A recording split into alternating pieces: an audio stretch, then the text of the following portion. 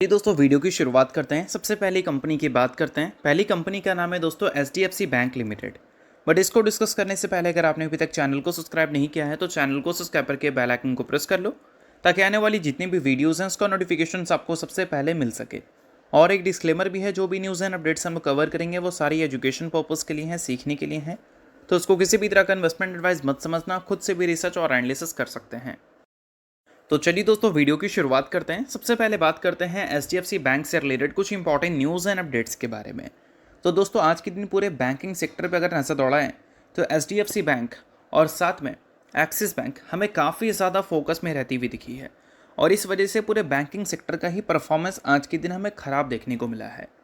अगर हम Nifty bank की बात करें तो वहीं आज के दिन हमें 1% से ज़्यादा की गिरावट देखने को मिल रही है। और निफ्टी बैंक जब 1% से हमें ज़्यादा गिरता हुआ नज़र आता है तो अक्सर उस वजह से पूरी जो बाज़ार का सेंटिमेंट है, बाज़ार का जो माहौल है वो हमें ख़राब होता हुआ दिख जाता है। और ये एक काफ़ी बड़ा कारण है कि आज के दिन बाज़ार हमें नेगेटिव परफॉर्म क्यों करती हुई दिख रही है। अब सबसे बड़ा सवाल ये है कि आज के दिन HDFC बैंक और साथ में एक्सिस बैंक अप टू 6% हमें क्यों क्रैश होती हुई नज़र आई है, इसके पीछे का मेन कारण क्या है। तो चलिए मेन कारण को थोड़ा डिटेल में समझाता हूँ। अब दोस्तों वीडियो में आगे बढ़ने से पहले बात कर लेते हैं सेबी रजिस्टर्ड टेलीग्राम चैनल के बारे में, जिसको आप ज्वाइन कर लो। लिंक इसका डिस्क्रिप्शन में दिख जाएगा। ज्वाइन करने का सबसे बड़ा बेनिफिट ये है कि जिस हिसाब से मार्केट में अप्स एंड डाउन दिख रहा है, ऐसे टाइम पे हर दूसरी कंपनी के एनालिसिस बहुत ज़्यादा इंपॉर्टेंट है। तो यहाँ पर आपको सभी कंपनी के टेक्निकल्स को एनालिसिस कर अपडेट होता हुआ देखने को मिल जाता है, जो कि हर किसी के लिए काफ़ी ज़्यादा यूज़फुल है। और इसके लिए आप चैनल को ज्वाइन कर फ्री में आप चेकआउट भी कर सकते हैं इन कंपनी के प्रॉपर टेक्निकल्स, जिससे आपको आइडिया लगेगा कि अभी इन कंपनी में क्या चल रहा है। तो without wasting any time link description में है, लिंक की तरफ जाकर चैनल को फ्री में ज्वाइन कर लो। देखो, सैटरडे को एक्सिस बैंक ने, ICICI बैंक ने, HDFC बैंक ने अपने Q1 के अर्निंग्स को रिपोर्ट किया था। उसके साथ और भी कई सारे बैंक्स ने अपने Q1 के अर्निंग्स को रिपोर्ट कर दिया है, जिसमें येस बैंक भी है, फेडरल बैंक भी है। बट कुछ बैंक्स के अर्निंग्स में प्रॉफिटेबिलिटी इश्यूज हमें देखने को मिले हैं इस Q1 में, और प्रॉफिट ग्रोथ के कंसर्न के कारण ही आज के दिन एक्सिस बैंक और HDFC बैंक दोनों हमें काफ़ी भयंकर गिरती हुई नज़र आई है। अगर हम HDFC बैंक की बात करें तो इसके अर्निंग्स हमें म्यूटेड देखने को मिले हैं, और नेट प्रॉफिट जो रिपोर्ट हुआ है वो वीक रिपोर्ट हुआ है एक्सपेक्टेशंस के हिसाब से। अगर हम देखें तो यानी कि बाज़ार जो एक्सपेक्टेड ग्रोथ उम्मीद कर रही थी नेट प्रॉफिट में, उससे कम ग्रोथ हमें देखने को मिला है। और इसका सबसे बड़ा कारण क्या है? तो सबसे बड़ा कारण है नेट इंटरेस्ट मार्जिन, जिसमें इस बार हमें प्रेशर देखने को मिली है, और इस वजह से प्रॉफिटेबिलिटी डिस्टर्ब हुई है HDFC बैंक की। और यही सबसे बड़ा कारण बना है कि HDFC बैंक आज के दिन 5% से ज़्यादा हमें क्रैश होती हुई नज़र आई है। और इसके साथ दोस्तों एक्सिस बैंक की बात करें तो इसके प्रॉफिट्स हमें ईयर ऑन ईयर बेसिस पे 22.5% से ग्रो करते हुए नज़र आए हैं। बट यहाँ पर इन्वेस्टर कंसर्न है इस बात को लेकर कि मार्जिन्स जो रिपोर्ट हुआ है वो कंप्रेस रिपोर्ट हुआ है, और साथ में जो मैनेजमेंट की कमेंट्री है, ये सारी चीज़ें ट्रिगर करती हैं एक मैसिव सेल ऑफ। और ये तो बड़ा कारण है एक्सिस बैंक के शेयर में ह्यूज क्रैश का। और उसके साथ HDFC बैंक की गिरावट का मेन कारण क्या था वो भी मैंने आपको समझाया। और ये गिरावट ऐसा नहीं कि हमें बहुत ज़्यादा चौंका रही हैं। गिरावट की जो सेंटिमेंट है वो HDFC बैंक में एक लंबे टाइम से बनी हुई थी गवर्नेंस इश्यूज़ के कारण। फिर वो सेंटिमेंट काफ़ी हद तक चेंज हो गई थी, क्योंकि एक्सपेक्टेशन था बिजनेस अपडेट को देखने के बाद कि अर्निंग्स अच्छा आ सकती हैं। But earnings according to expectation नहीं अगर आती है तो ऑब्वियस सी बात है कि बाज़ार रिएक्ट करती है। बट बाज़ार ज़्यादा तब रिएक्ट करती है जब बाज़ार ये उम्मीद कर चल रही है कि नंबर्स तो अच्छे आएंगे ही, क्योंकि बाज़ार हमेशा फ्यूचर के बेसिस पे रिएक्ट करती है। और नंबर्स आने से पहले HDFC bank, ICICI bank, axis bank के शेयर में अच्छी तेज़ी थी। अब नंबर अकॉर्डिंग टू एक्सपेक्टेशन नहीं आएगा तो ऑब्वियस सी बात है गिरावट तो होगा। तो वही चीज़ आज के दिन आपको देखने को मिला भी है। अब इसके साथ कई सारे ब्रोकरेज हाउस ने अपनी कमेंट्री भी रिपोर्ट की है HDFC बैंक को लेकर कंपनी के Q1 के अर्निंग्स के बाद, और कोई भी कॉन्सेंसस बाइंग अब हमें देखने को नहीं मिल रही है। ये एक पॉइंट है जो कि गिरावट का एक और कारण बनता है। मल्टीपल ब्रोकरेज हाउस की तरफ से HDFC बैंक को, एक्सिस बैंक को डाउनग्रेड किया गया है, और ये एक बड़ा कारण बन गया है HDFC बैंक में अच्छे गिरावट का। और अभी HDFC बैंक में 52 वीक हाई से कितना 23.6% तक की गिरावट हमें देखने को मिल जा रही है। और 23.6% तक की गिरावट हमें दो कारण से देखने को मिली है, एक गवर्नेंस इश्यूज़ के कारण और दूसरे Q1 के अर्निंग्स के कारण।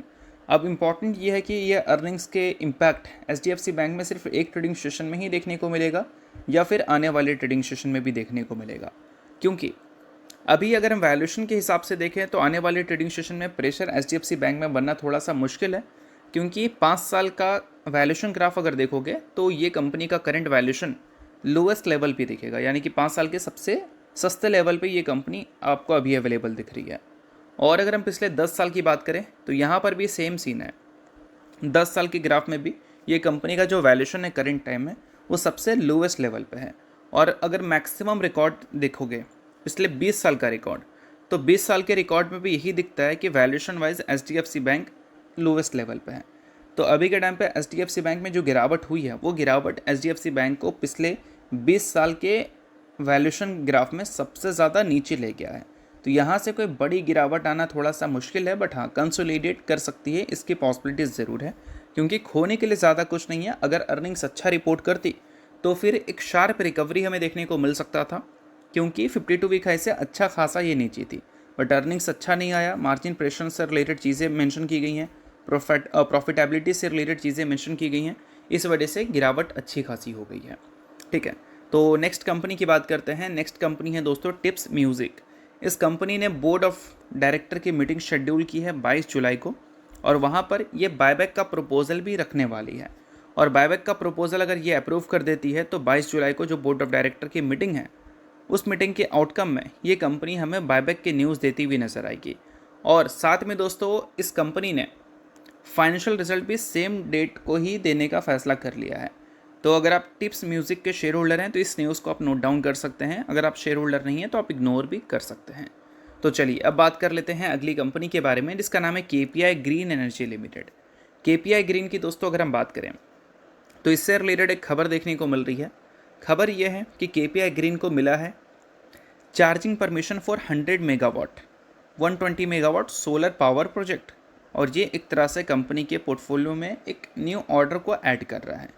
तो एक काफ़ी अच्छी न्यूज़ हमें सुनने को मिल रही है केपीआई ग्रीन से रिलेटेड, बट केपीआई ग्रीन के इन्वेस्टर्स को एक बात लगातार खाई जा रही है कि एक लंबे टाइम से ये कंपनी की परफॉर्मेंस हमें अच्छी नहीं दिख रही है। 52 वीक हाई से देखोगे तो 20-25% ही नीचे दिखेगी, बट ऑल टाइम ऐसे देखोगे तो 40% से भी ज़्यादा दिख जाएगी ये नीचे। अब इसके पीछे का सबसे बड़ा कारण पता है क्या है? सबसे बड़ा कारण है ये इसका इंडस्ट्री। ये जिस इंडस्ट्री में काम कर रही है ना, उस इंडस्ट्री में बहुत सारी कंपनी हैं, और एक टाइम पे ये सारी कंपनी का जो वैल्यूएशन था वो इतना ज़्यादा इन सारी कंपनीज़ को एक्सपेंसिव दिखा रहा था कि मार्केट उम्मीद कर रही थी कि आने वाले कल में अगर अच्छे पेस पे ये ग्रो करती भी है तो भी ये वैल्यूएशन को जस्टिफाइड ये नहीं कर पाएगी। तो उस वजह से पूरे इंडस्ट्रीज़ में वैल्यूएशन की करेक्शंस देखने को मिली। बट एक अच्छी बात रही है कि इस पीरियड के बाद, मतलब करेक्शन के बाद, कुछ कंपनी के अर्निंग्स डिस्टर्ब हुए हैं, बट केपीआई ग्रीन कंसिस्टेंट हमें अपने ईपीएस को ऊपर ले जाते हुए नज़र आई है। और कोई कंपनी का वैल्यूएशन अगर लगातार नीचे आ रहा है ना, और वो कंपनी का ईपीएस लगातार अगर ऊपर जा रहा है, तो एक टाइम पर लोग उसको अंडर वैल्यूड कंसिडर करना शुरू कर देते हैं, और ऐसी कंपनी अट्रैक्टिव हो जाती है कल्याण ज्वेलर्स की तरह। मैं ये नहीं बोल रहा हूँ कि सेम वैसा ही करेगी, बट कहने का मतलब ये है कि अर्निंग्स लगातार अगर ये ग्रो कर पा रही है और वैल्यूएशन लगातार नीचे आ रहा है, तो एक टाइम पे तो कंपनी को अंडर वैल्यूड बोलना पड़ेगा ना। और वो सारी चीज़ें अभी आप बोलो मैं बोलो कुछ नहीं होगा। अगर कोई बड़ा brokerage house like JP Morgan Stanley जैसे बड़े ब्रोकरेज हाउस अपनी रिपोर्ट में ये सारी चीज़ें मेंशन कर देते हैं, तो सेंटिमेंट एक झटके में चेंज हो जाएगी। तो वो सारी चीज़ें मैं आपको समझाने की कोशिश कर रहा हूँ। बाकी कोई रिकमेंडेशन ये नहीं है, सभी चीज़ें सिर्फ एजुकेशन पर्पज़ के लिए ही हैं। और दोस्तों अगर आपको एचडीएफसी बैंक के टेक्निकल्स को देखना है, साथ में केपीआई ग्रीन के टेक्निकल्स को देखना है, तो आप सेबी रजिस्टर्ड रिसर्च एनालिस्ट के टेलीग्राम चैनल को ज्वाइन कर लेना। वहाँ पर इन सारी कंपनी के टेक्निकल्स को प्रॉपर एनालिसिस कर अपडेट किया जाएगा, जिसको देखकर आप समझ सकते हैं कि आने वाले कल में क्या एक्सपेक्ट किया जा सकता है। तो लिंक आपको डिस्क्रिप्शन में दिख जाएगा, लिंक के थ्रू जाकर चैनल को बिल्कुल फ्री में ज्वाइन कर लो। और ये वीडियो यहीं तक था। होप करता हूँ वीडियो आपको अच्छा लगा होगा, तो लाइक कीजिए, पहली बार सब्सक्राइब कीजिए। वीडियो के लिए बहुत बहुत शुक्रिया।